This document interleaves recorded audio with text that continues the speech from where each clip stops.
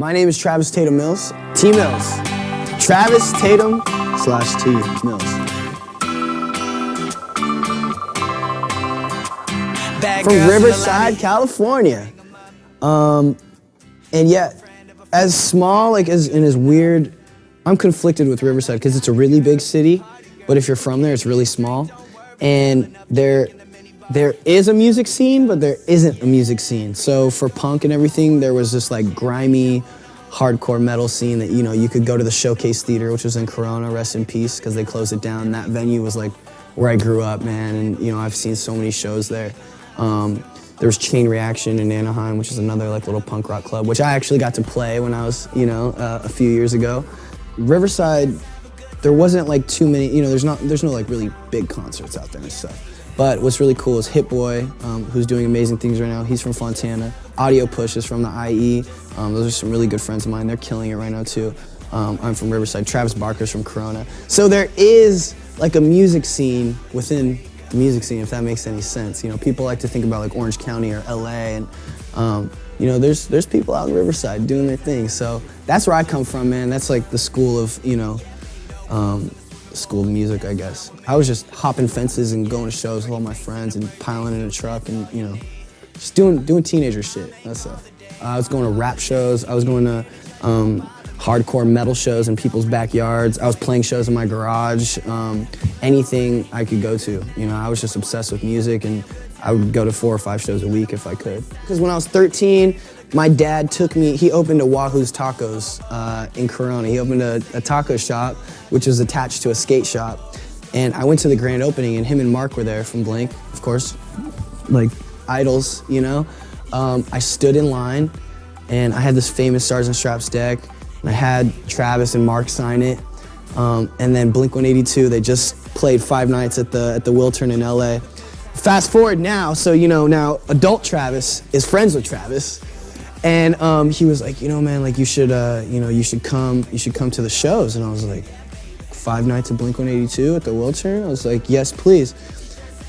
So then Wiz calls me and he's like, yo, what are you doing? And I'm like, I'm chilling, man. I might go to the Blink-182 show. He's like, yo, let's go. So my 13-year-old self is freaking out because Travis Barker just invited me to go watch 5 nights of Blink-182. My 18, 19, and you know, present self is freaking out because Wiz Khalifa called me and now we're gonna go to the show together.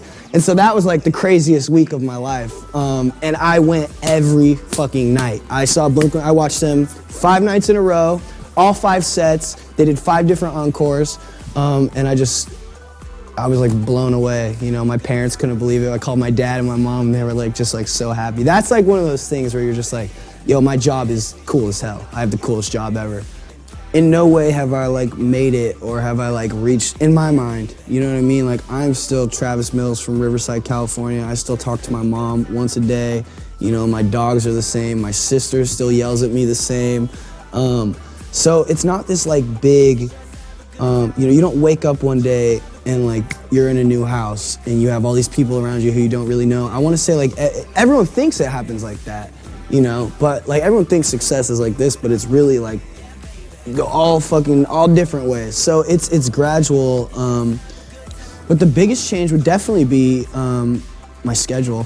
You know, I'm definitely busy. I definitely miss family members' birthdays and, you know, holidays and stuff like that. I definitely miss my family and my friends and my dog.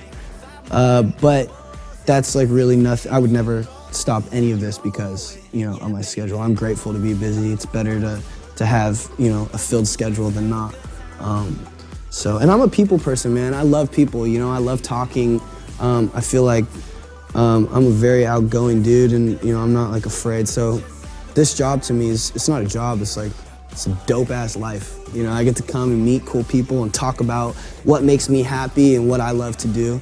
And yeah, I think positivity, just keeping a positive mind state and just, you know, remembering why I do it and how lucky I am to do it and how many people wish they could do this, definitely keeps me motivated and focused.